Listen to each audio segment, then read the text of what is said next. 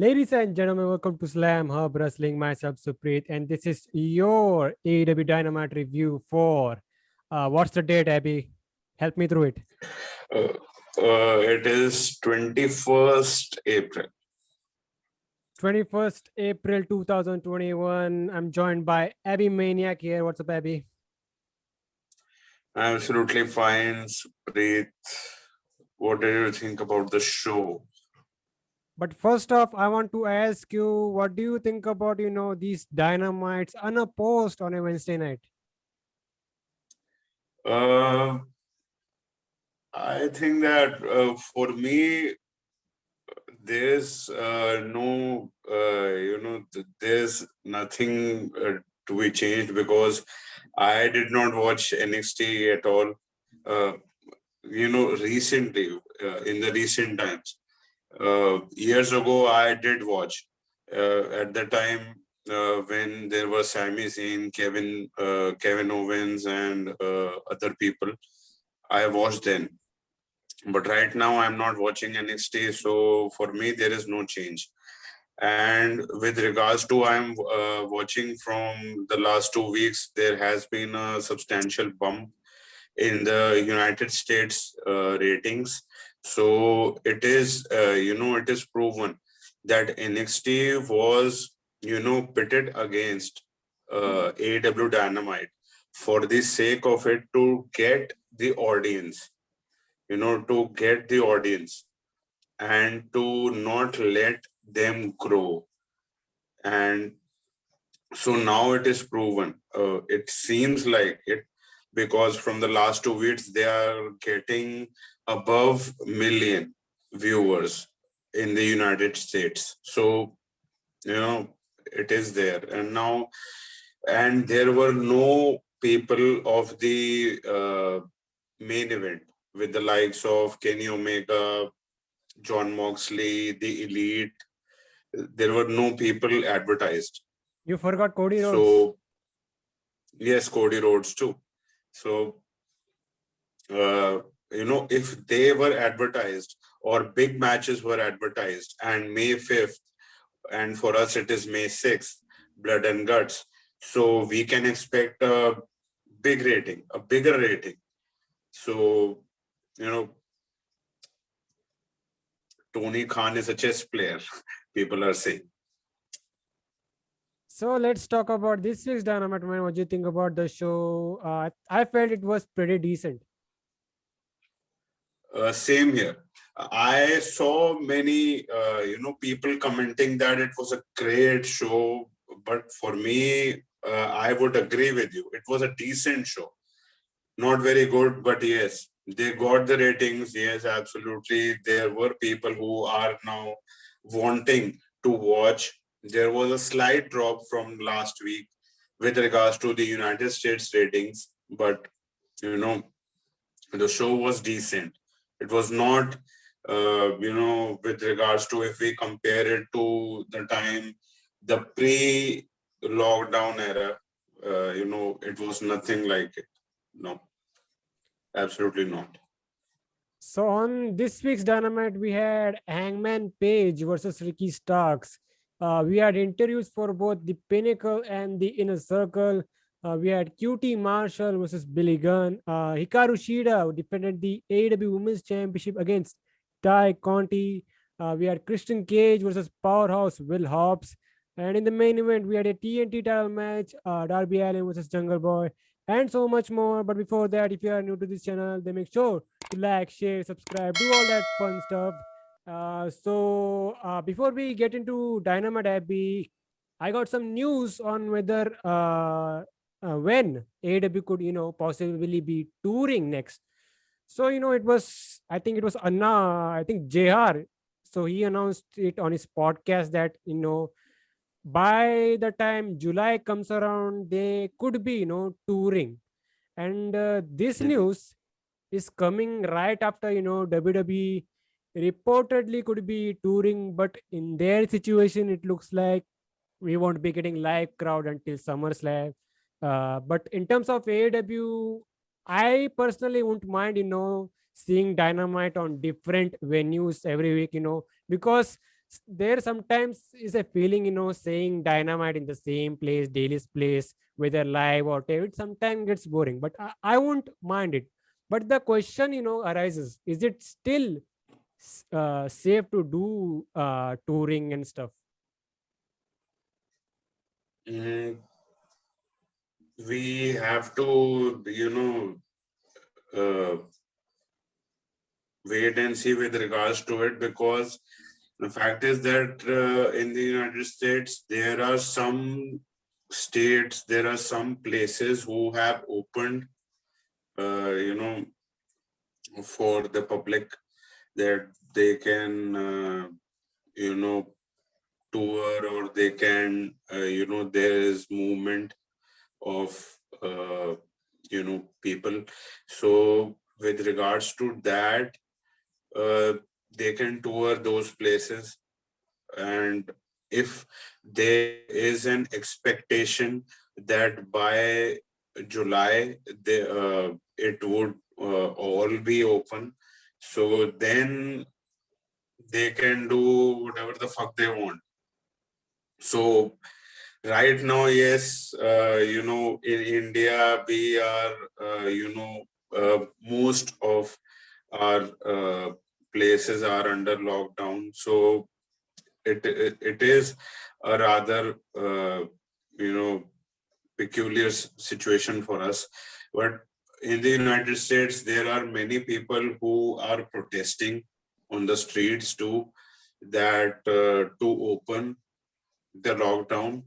And so we can expect probably that by July it would be open. If it would be open, then only they can tour, obviously. So, is it safe? Is it not? Uh, it is to the, knowledge of the experts. But with regards to what they are doing, if by July it is, you know, open for the businesses to tour, and they are giving it a, go to the businesses to tour with the likes of WWE or the sports organizations, then if they are giving them the opportunity to do that, then it is, they will pounce on that absolutely, because it is a source of revenue, obviously. So why won't they do that? We'll have to wait and see, but I still say that I wouldn't mind, seeing Dynamites on different venues. Absolutely. Absolutely. It is getting boring. I would agree. So let's get into this week's Dynamite, man. So they kicked off with Hangman Adam Page versus Ricky Starks. Adam Page, of course, is ranked number one in the rankings. So the story of Hmm. this match, how this came about is was according to the ranks. Starks is claiming he should be ranked number one because he has somewhat of an undefeated streak lately.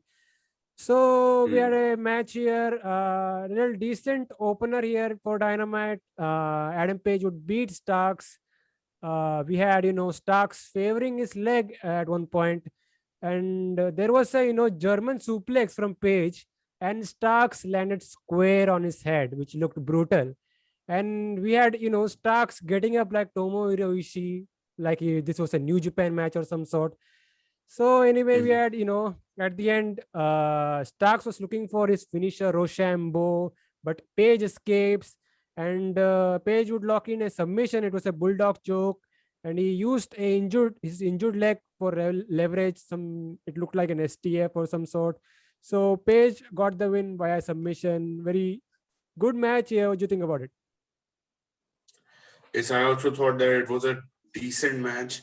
Yes, I would expect that there weren't, you can expect that there wasn't any much of the, attack by the baby face, because it isn't the, you can say, the job of the baby face to attack a certain limb, probably. It is not very in fashion, so to speak. So Yes, it was attacked. Ricky Stark sustained an ankle injury at one point, but Hangman Adam Page didn't pounce on that and attacked relentlessly. He didn't. But yes, at the end he did apply the submission with the ankle locked.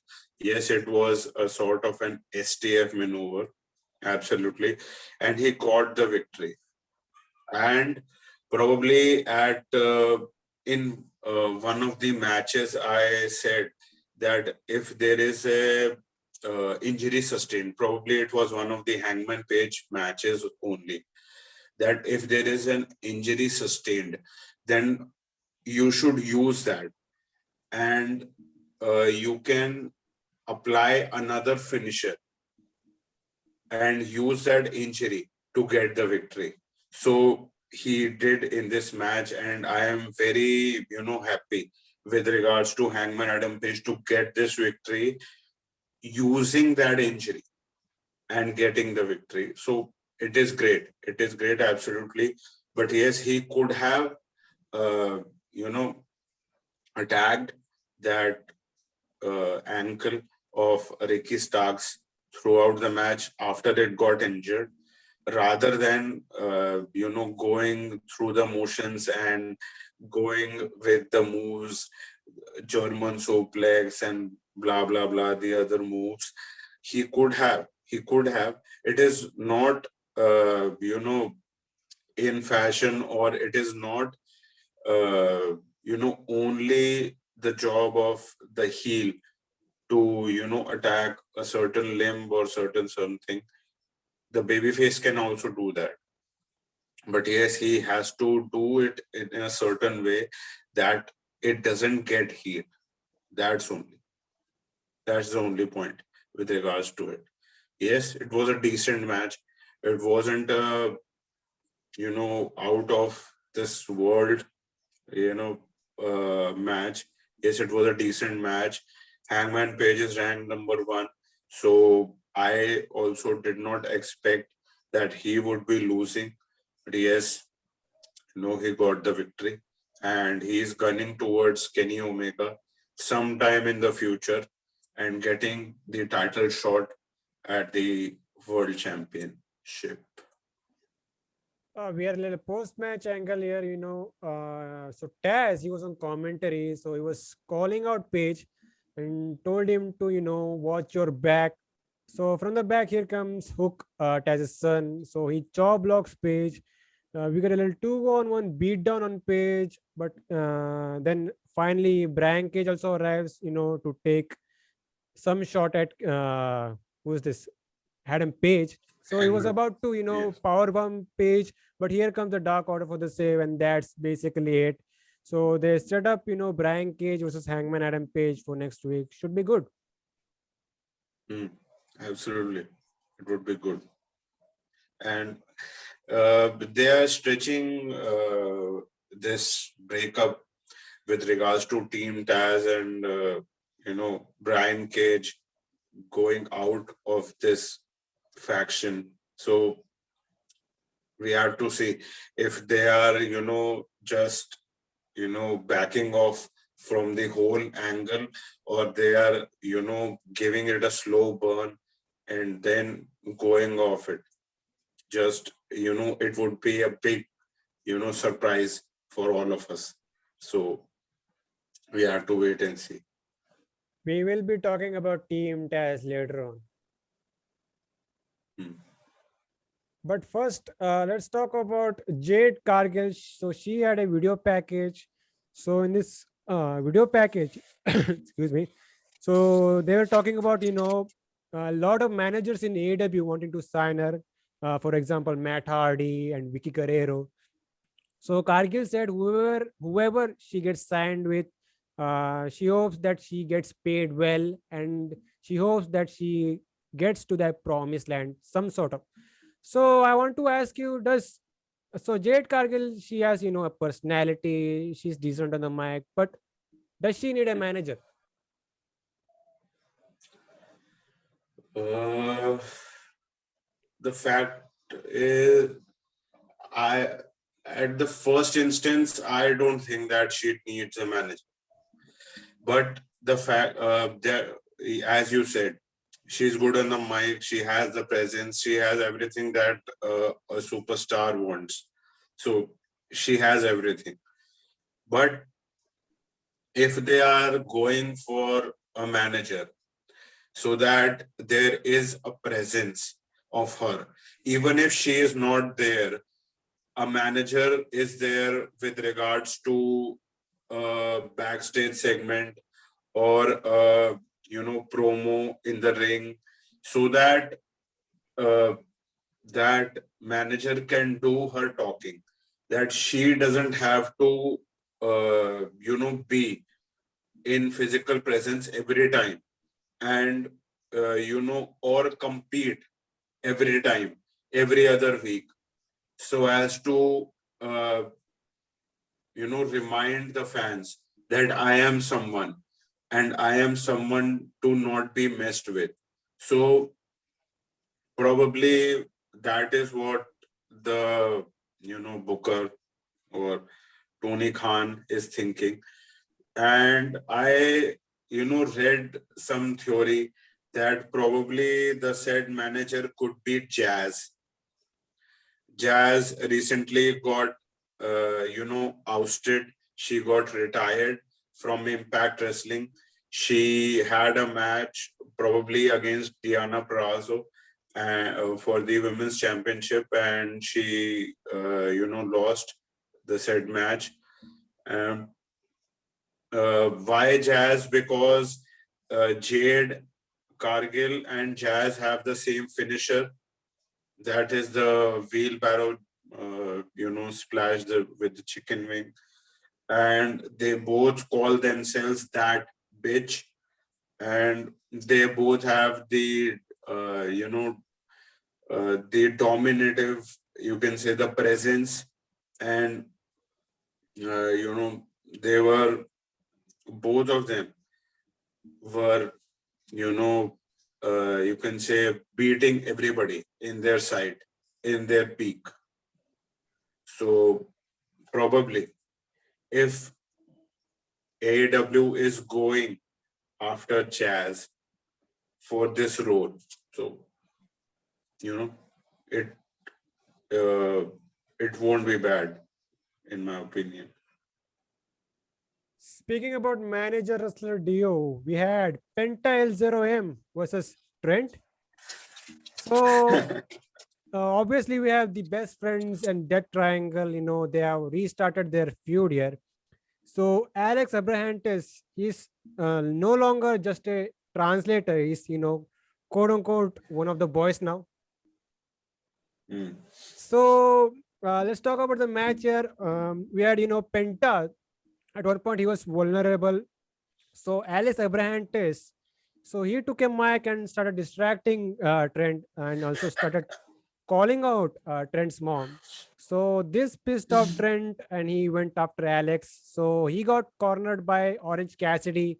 So Penta super kicks Cassidy, and Alex he blasts Trent with a mic. Referee didn't see it. So Penta won with a package pile driver, and that was it. So where do you think they are going with this, feud, with this trios feud? And could this, be indicating that we are getting those 6-man tag team titles that AEW talked about? Mm, I don't think so at this point. If they are going for the titles, because is there a place? Because there is 2 hours of programming on television, and you are seeing that how much is it difficult to book talents with regards to that. And now you are if you are planning to get another set of titles on your programming, so is it worth it at this point? Or you should get them at at the point when you have a second show, that would probably be a better choice, in my opinion. At this point, it would be such a, clusterfuck, because you have the TNT championship, you have the tag team championship, you have the world championship. You know, what now you want to have a 6-man, championship. I don't know. As of Maybe, right now, yes. maybe your point is right. Like that, if they announce that third hour, that second show on for TNT or TBS, whatever they want, they could, if they introduce those tag titles, that they can be used on that second show. Hmm. Then there would be no problem with regards to that, and then they can, book talents. There would not be any, qualms with regards to that, or else they would be going like this. You know, we are seeing such matches, going about that. We saw the main event, Jungle Boy versus Darby Allin. That match should have been with the proper build and with the proper story, and it could have been a great match. But it was a good match. Why? Because it didn't have the story. We weren't as invested as we should have been with regards to these two talents, because these two talents are immensely talented. So, we are seeing such matches on free television. If there are if there are two shows, then you can have separate storylines and you can, build upon them, and there would not be any problem with the continuation of the storylines. And then you can have such, stories that on one side you have such and such titles being defended, and on one show you have such and such titles being defended. So then there would not be any problems. Then we would be equally invested in, all the talents who are being featured on their shows. So right now, it doesn't look it isn't looking as good, in my opinion, that, we are getting such matches with probably no build at all. But they are giving such matches. So you know with regards to, as this is, you know a main event star, we are building him. Darby Allin is now, they are building him, and he is on the verge of being, if he is not already a main event star, he is going to be in the future. But if you are giving him such matches with such talents without a build, so then it doesn't, look as, grand as it should be. So with regards to these set of titles, you should wait a certain, time, a certain amount of time, and then when the second show is, on your network, then go about that.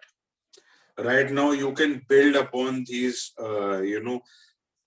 factions or these groups, best friends, or team Taz, or the other groups, the factory, or these groups. Build upon them, build upon them, get the fans invested, and then introduce the titles. That would be absolutely fun. So from that, we know we get to we had interviews for the Pinnacle and the Inner Circle. The Pinnacle had a a sit down interview with Jim Ross. So here we had, MJF like usual cutting a really good promo on Jericho, saying that he wants to take his spot. We got, Wardlow. He had some, promo time. He says how Jericho is intimidated by him. So on the other side, in a circle, so they were interviewed in the ring by Shivani. Jericho was cutting his usual promo, and he said that next week there will be, something like a blood and guts. What's the word I'm looking for? Parlay. Yes. Parlay. So there you go. And about blood and guts, so they said it's gonna be only a one match event. So I want to ask you, how will that work? Will these guys be wrestling for 2 hours or something? Like what? How will this work?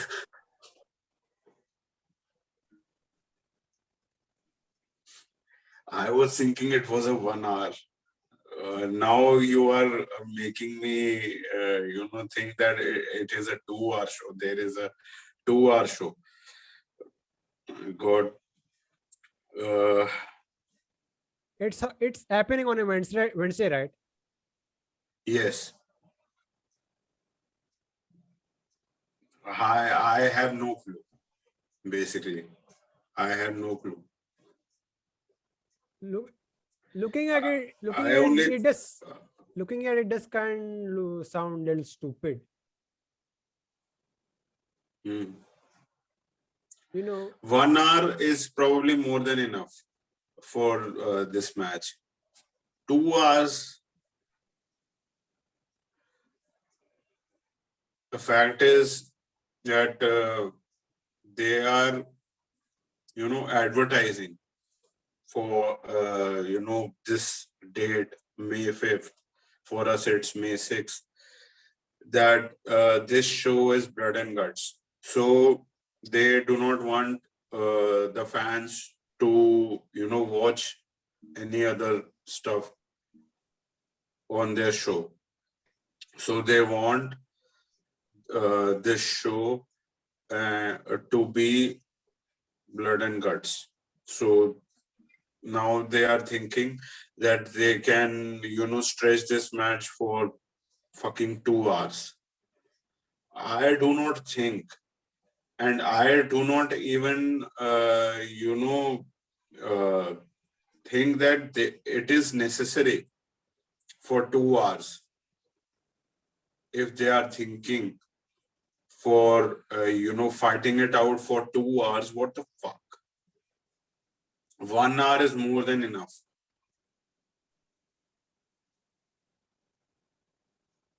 We'll have to wait and see. For 1 hour, We'll have to wait and see because next week, they are kind of giving away the rules of this match, and then we'll have a clear indication of what's going to happen on Blood and Guts.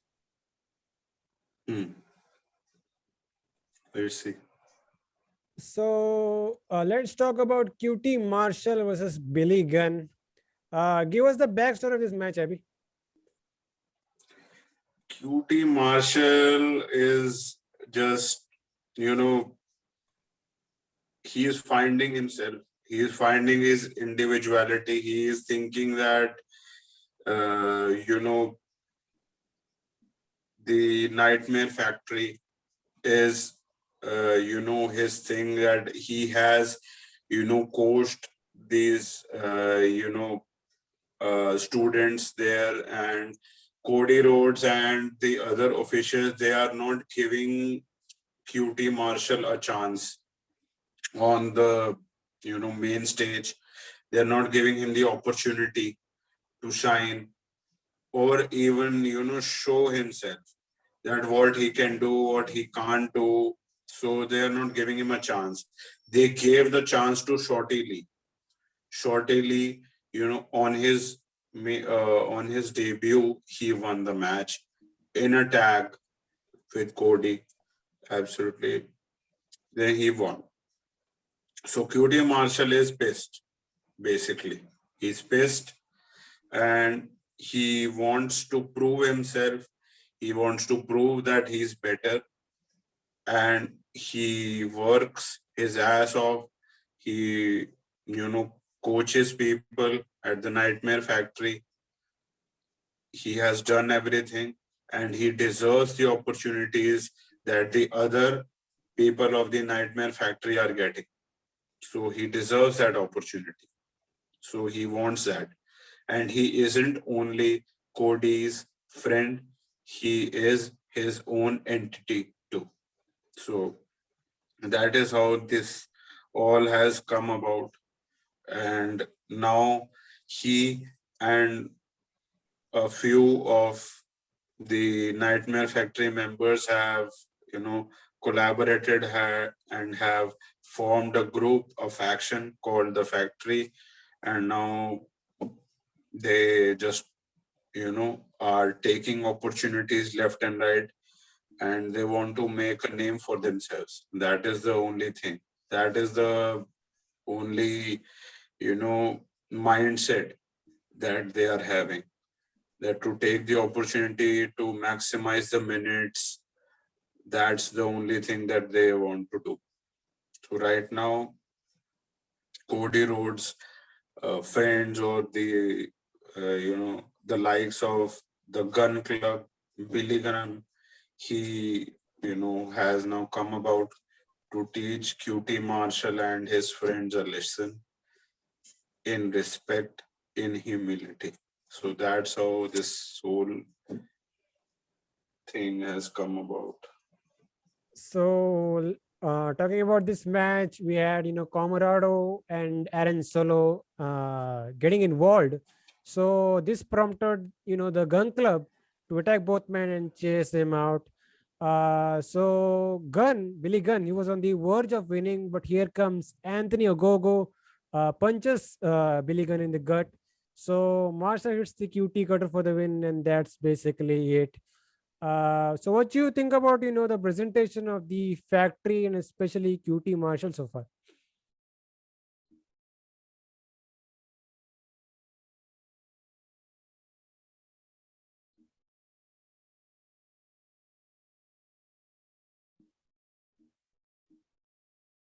Anthony Ogogo, his debut, and he won the match with a single, punch to the gut. So that was, a little different. He is an Olympic boxer, I guess, and many people were pissed off on the internet, and nothing new, fucking marks. So if it is a little, more dangerous or legit or something like that, that it looks to us like it is a knockout or something like that. So we can take a lot of it that yes, there is a referee stoppage, and it was a punch that has hurt a lot and he can't continue. So someone can say absolutely that. But yes, someone can say that he's an Olympic, former Olympic participant, and his presentation is fine. Absolutely, it is fine. So there is no problem. And with regards to QT and the other people, that it is a typical heel, presentation.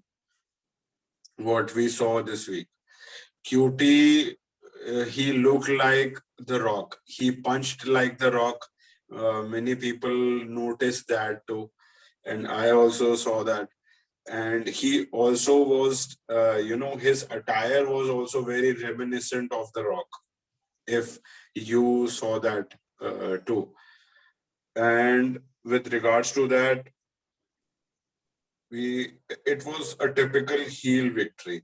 So, and the commentators also at one point, they plugged in Cody's shirt that would be launching sometime in the week. So that is also big L for QT. So there's that. So right now, I would say that their presentation is fine. they could have been presented a little more dominative. Their presentation could have been a little more dominative, but they are, they should have a little, you can say, a little presence of the chicken shit material. So that is required for heels. That is their, perspective with regards to heels for the many of the bookers. So it's cool. It's cool at this point, but don't make them such chicken shit heels that people do not give a fuck about them. May keep them interesting, and their shenanigans should be interesting, and the people such as Anthony Ogogo, they should not be chicken shit at all. Keep them dominated. That's it. We had a little post-match angle here. We had a beatdown on Billy Gunn, but here comes Dustin Rhodes for the save, and he also had a bull rope in his hand. And so he attacks Marshall, and with the looks of things, we could be heading towards a bull rope match between Dustin and QT. Possibly. And I hope they do it on Could be Dynamite. good. And I hope they do it on Dynamite instead of filling up a 8-card, 9-card double or nothing card. Let's see. Probably they would be doing it on pay-per-view. Probably. There is a high possibility. But let's see. Let's see how they will, be going about the feud. Let's get into the AEW Women's World Championship match, Hikaru Shida versus Conti. But before that, let's talk about one, Ivelisse. So,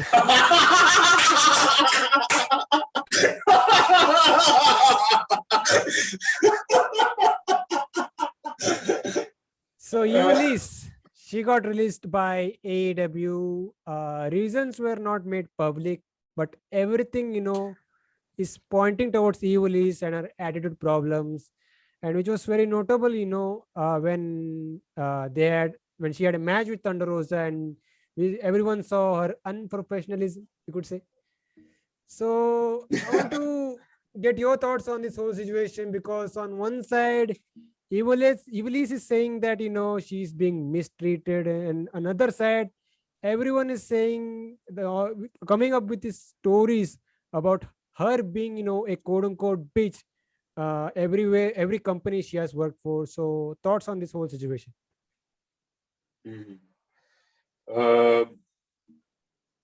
I do not have a clue that how she has been in other companies. Yes, what I saw in this, that was very apparent. What happened in the match against Thunder Rosa, that there was only a front face lock, and the faces she was making to the camera, that it is not hurting, and the eye rolls, fucking stop. Enough. You are pushing the disbelief with regards to wrestling, pro wrestling being fake here to the fucking camera. What the fuck is happening? How will you be employed when you are putting your personal agenda, your personal feelings to the public in the ring? What are you doing? You have a certain perspective with regards to probably Thunder Rosa or probably other women talents in AEW. that you won the women's tag tournament, whatever the fuck. I do not even care about that. But you didn't get the opportunity to after that to shine or whatever. But you cannot put or project your frustrations in matches on others. What the fuck are you doing, man? What are you doing? And then you expect that you would be treated well, you would be featured in every show. Why and how? And then you are blaming other wrestlers or the officials of AEW. No, if you were friends of the officials, of the EVPs, of the main event stars with the likes of Chris Jericho or Cody Rhodes, probably you were still there. You would be still there, or probably you were given a second chance or a third chance. But there would have also been a limit to that too. But what your behavior was, for us too, it was very apparent and it was unacceptable. We have also said about that too in our past reviews too. We are saying it again. What happened, probably it was for the better. If wherever you go now, it would be for the better. That's all. Let's get to the women's championship match.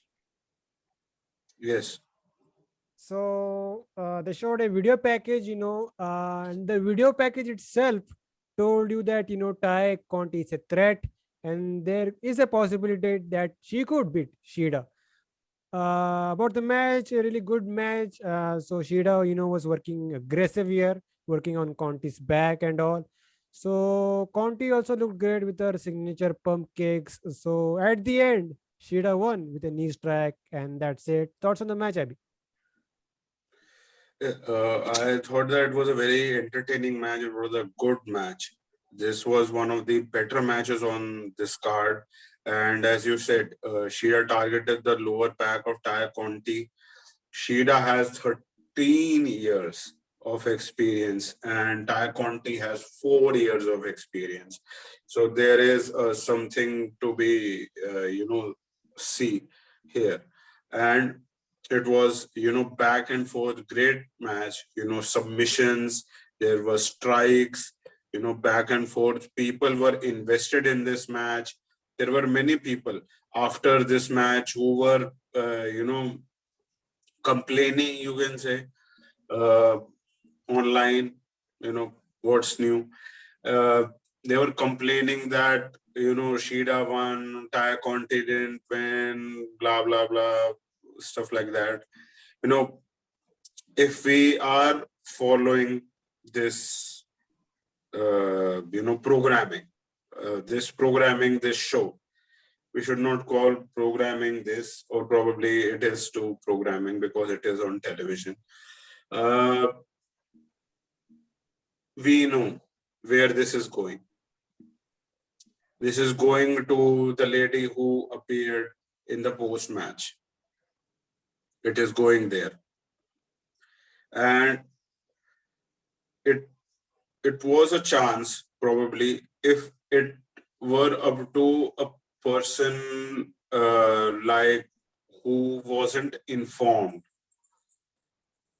he or she would have also wanted Ty Conti to win, because Hikaru Shida has had such a long run that anybody now who is now pitted against her, now people want her to win. Absolutely. There is no doubt about that. And now when Britt Baker would be pitted against her, she would get an immense reaction. Absolutely. So, and she's a heel. Now, there's that. So, other than that, Shida got the victory via pinfall, as you said. And at various points, we also saw the vicious side, or you can say uh, Heelish, disrespect. What? heelish. Yes, heelish side probably, or a vicious side. Yes, or the competitive side, competitiveness of Hikaru Shida. When we saw, her, print brushing Taya Conti with the lackadaisical slaps and the boot to the face. So there is, you know, layers to her character too. So we are seeing that coming into play too, and that is good. That is good. And now people are getting invested in her too, that she is a real person and she can get frustrated too. So it is great. So let's talk about the post-match angle. Here comes Britt Baker. So, she has been mad recently, being not ranked number one in the rankings. So she came out, with the updated rankings on the screen. She's ranked number one finally. So technically, that makes her the number one contender. And I say, let's don't waste time. Get the title on Dr. Britt Baker. Yes, absolutely. It probably would be happening at the pay-per-view. Has So to. yes, so we have to wait a little. So then it would be a huge coronation of the Doctor. So we see the elite. So these guys, were seen in a trailer, their personal trailer. So before we get to this segment, so I want to get your thoughts on the heel run so far of the Young Bucks. Personally, I think they are doing. Personally, personally, I think they are kind of doing a decent job with this new role. What do you think about it? Mm, uh, it many a times it looks like there are people who are playing wrestlers and they are also winking at us that it is fake. So that, that pisses you off. That pisses you off, or it takes you out of that, feeling that you have to hate a certain, set of people, or you have to love that certain set of people. That takes you off of that. You know, they are heels. Yes, the feeling is still there that you have to hate them. It sometimes take you off the feeling that you have to hate a certain set of people or love a certain set of people. So that would probably be the problem with regards to these set of people. You have to hate the heels. You should not be loving, or else the they are not doing a good job, in my opinion. So right now, what they are doing, why am I hating what they are doing? Because why am I hating them? Because what they are doing, it looks lackadaisical. It looks like they are not, putting that much effort in what they are doing. So that sometimes pisses you off, because in the yesteryears they were so good. they were entertaining too. So, and right now it is not translating and it to us that you are entertaining, that you are a heel or a baby face. You are not doing, you know, changing your bio every day. That doesn't make you a heel, in my opinion.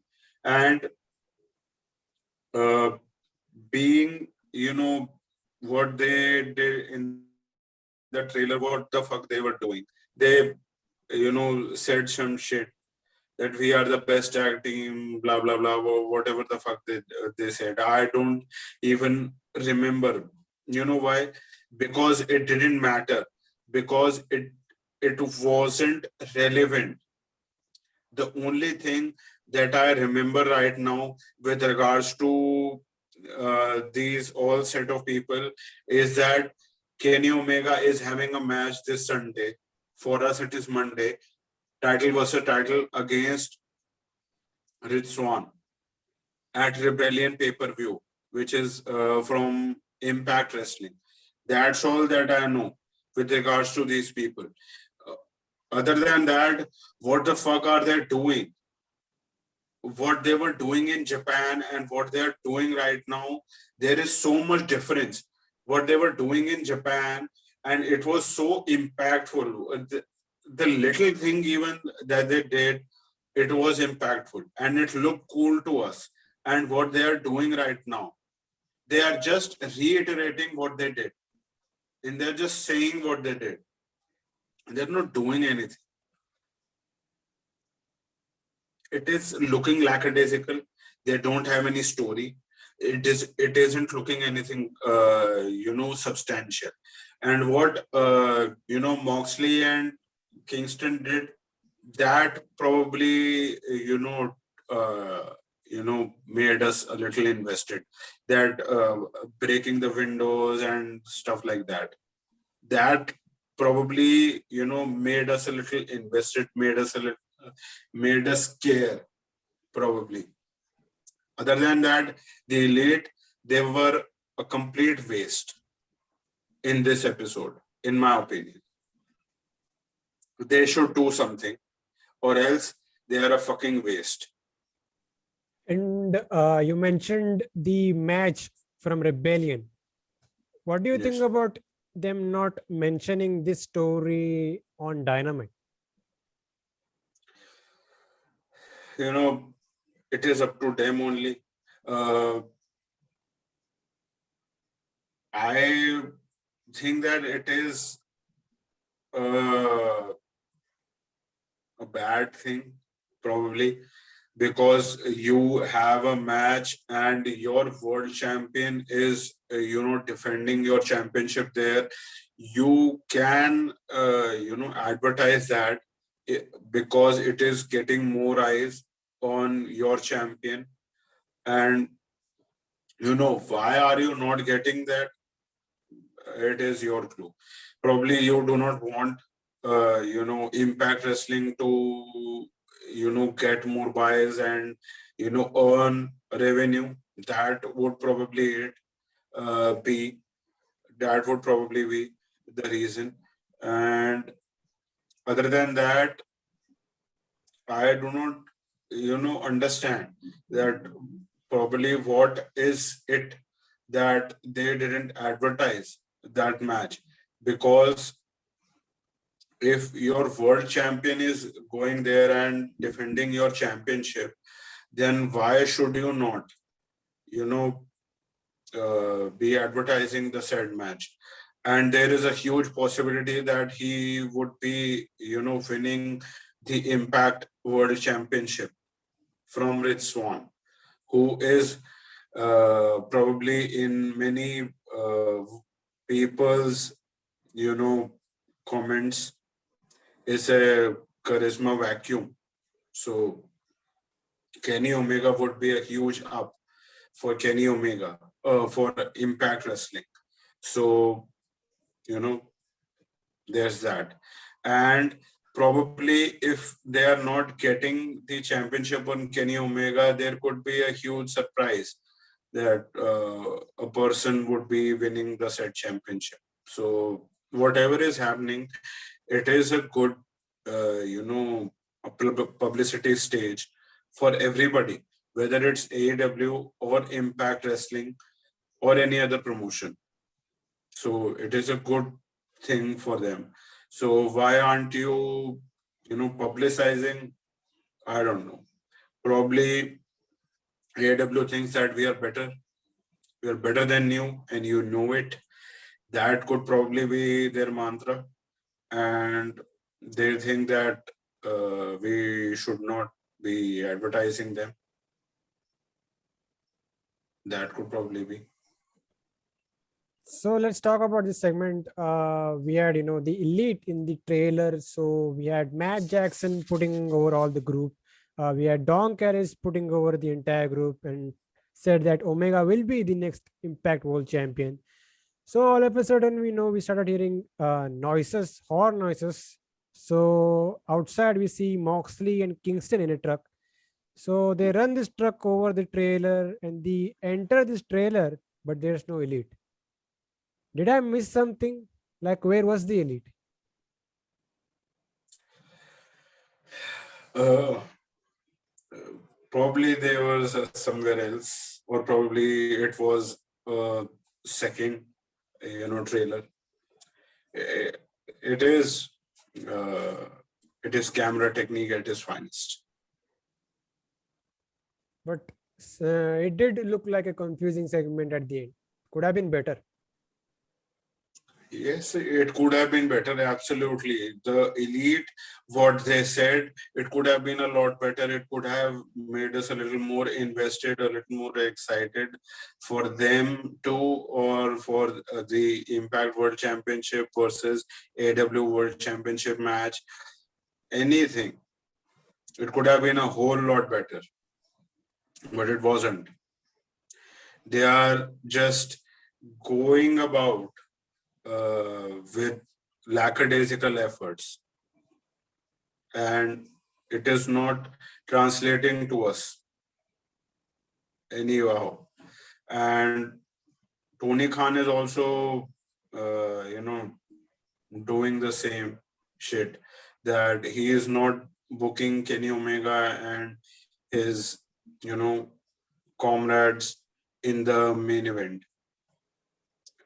They are booking him, they are booking them in the middle of the show. But it's obvious, I think, that they want Moxley and Kingston going after the Young Bucks and for their tag titles. Yes. Yes. But And they probably would be winning. There is a possibility. and also they need to quickly, come out and start building up the story involving Kenny Omega and possibly Hangman Page quickly. Yes. Hangman Page, Kenny Omega, yes.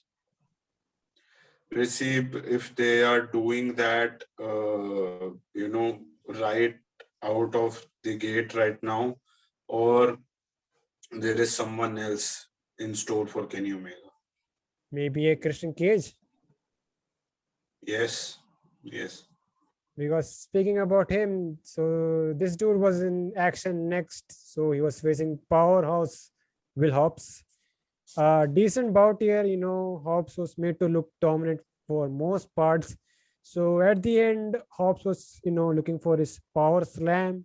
Christian escapes, it's the kill switch, and that's it. Good showing here for Hobbs, and I think taking the L here didn't hurt him that much, or I can say it didn't hurt him there at all. I would agree with that too. It didn't hurt Will Hobbs or Powerhouse Hobbs.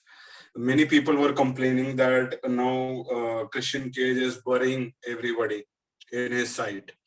But, as you said, in this match, Powerhouse Hobbs had, majority of the action. in this bout. He was dominating this, in this match, and at the end he lost. Obviously, because I do not think that Christian Cage would be, losing anytime soon until he faces Kenny Omega. So Will Hobbs, yes, he lost, but the fact is that it didn't lower his stock, as you said. So, and it was a good outing for Will Hobbs too, that he, got to be a monster heel, and he played that role to a T, and it was a good showing for him. It was a good match, and Hobbs has been undefeated in 2021, and Christian, as we all know, that he won his first match in AEW against Frankie Kazarian. Hobbs dominated for the majority of the match, and Hobbs even kicked out of the frog splash, which is one of the finishers of Christian. So you can see that Hobbs was made to look strong, regardless if he lost the match at the end. He was made to look strong. And, you know, if you were one of those people who expected that Christian would be losing, he isn't losing at this point because, he is a legend. And, he is going to challenge for the world championship.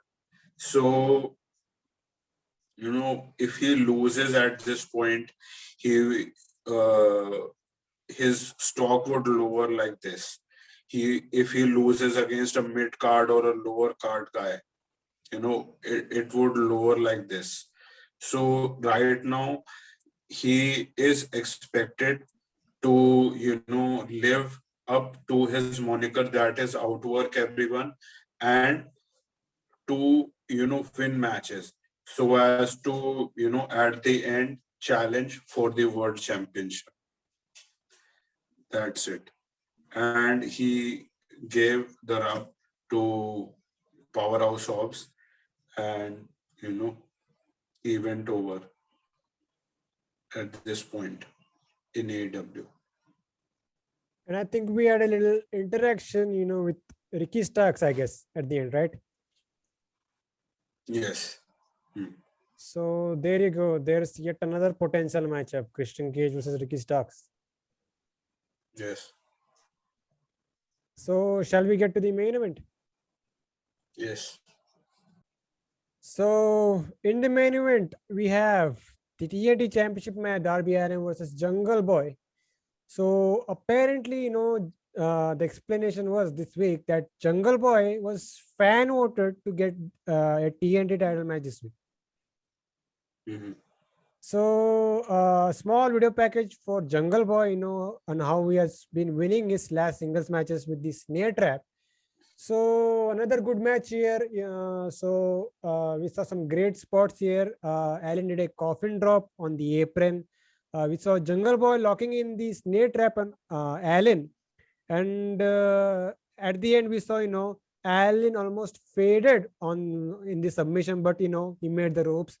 So at one point, Luchasaurus tried to, get involved. So this led to a huge brawl between him and Sting. So back in, Allin got the win with a, what was it? He called Silly Supper or Last Supper, something like that. Last Supper. Yes. And that was it. What do you think about this whole match, Abby? I thought it was a good good match, entertaining match, and it was physical back and forth with regards to these two highly skilled competitors.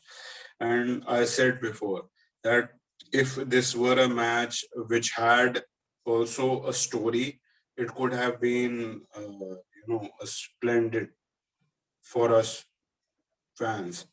But it as you said that Jungle Boy was voted with regards to this week's show, so there is no you know qualms with regards to that.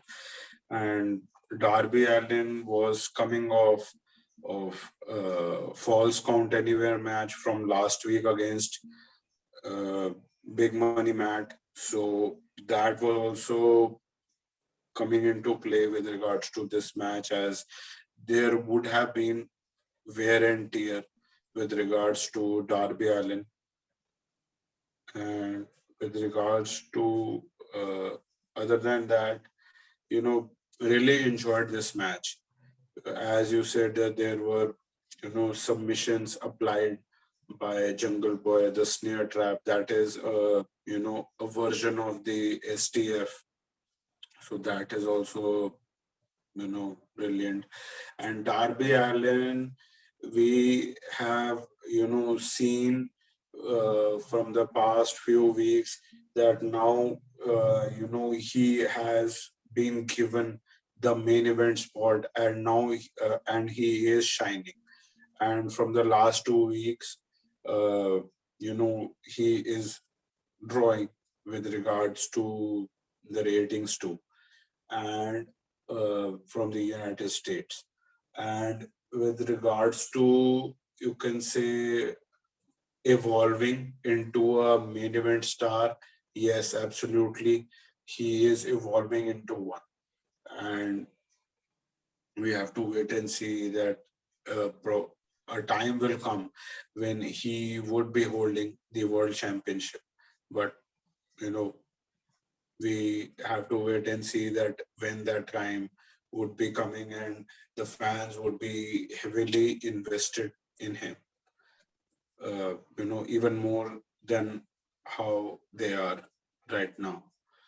And Darby Allin's selling is top notch, and he gives to his opponents that his opponents look better than how they are, and it you know looks great even to us, that at many points we see that his opponent could go out with the victory. But yes, in this match, there was a huge possibility. Jungle Boy is one of the top prospects of AEW. Yes, this was without any story, so there was you can say, little possibility of Jungle Boy winning. But the fact is that the competitor Jungle Boy is, and if AEW thinks of giving him the strap, they can give him, absolutely. They would not think even twice before giving him the TNT championship. So these two highly skilled competitors gave a great match, and Darby Allin won with his patent pinfall, the Last Supper, and it was a great win. A hard fought, absolutely, but great win for Darby Allin. So post match, we had Ethan Page and Scorpio Sky coming out attacking Allen. Here comes Lance Archer. He came for the save. So the heels, we see a low blow Archer. So Sting finally comes back with this baseball bat and scares the heels off, and that's how the Dynamite went off the air. Uh, you know, Page and Sky, they have been getting involved, you can say, with Lance Archer and Darby Allen. So I could see Ethan Page getting a TNT title shot in the next few weeks. Possibly, and I, uh, you know, in your words, it is fantasy booking. I fantasy booked that Scorpio Sky would take the strap off of Darby Allin when Darby Allin would be fighting off all the challenges in his side, and very reminiscent of Cody Rhodes. And then Cody Rhodes, lost the championship to Brody Lee. So it would be very similar to, probably, if it is, that Darby Allin would be fending off challenges, and then he would come face to face with Scorpio Sky, and then he would get you know beaten, and Scorpio Sky would be going out with the championship. It is a high possibility, and probably you are saying that it could be all ego Ethan Page. He could possibly be that person too. But the We main have to wait and see. focus, but the main focus is Lance Archer and Darby Allin, Yes, yes. because now that's a feud. Because we get random TNT title matches every week, but that's the main story that they have been trying to build for the last 3-4 weeks. Mm, yes. But then what will they do with Lance Archer? At the end of the day, everything is building towards him getting that TNT title match at a pay-per-view or something. Mm, And if that's the case, then mostly he's the guy that's taking the title of Darby. let's see. So what right now Lance Archer is having the back of Sting is a farce, is a joke. May there need to be a lot of explanation regarding how Mm, they will get to that point. Is like mm, will they go in that direction like we talked about few weeks, going through Sting first and then getting to Darby.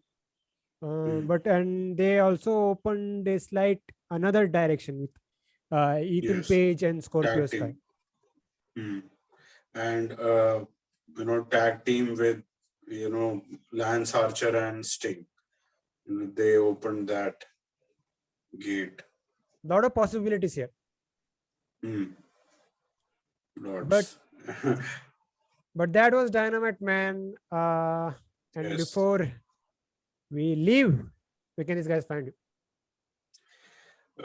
Guys, you can find me on Twitter and Instagram at Abhimaniac, and I am currently working with an independent wrestling promotion in India called Wrestle Square. You can subscribe to their YouTube channel at Wrestle Square Pro Wrestling, and you can also subscribe to my YouTube channel at Abhimaniac. You can find Slamhub Wrestling on Twitter at SlamhubW, Instagram at Slamhub Wrestling. You can catch the audio versions of these reviews and podcast at Anchor and Spotify as well. So this was the AEW Dynamite review, and I'll see you guys next time.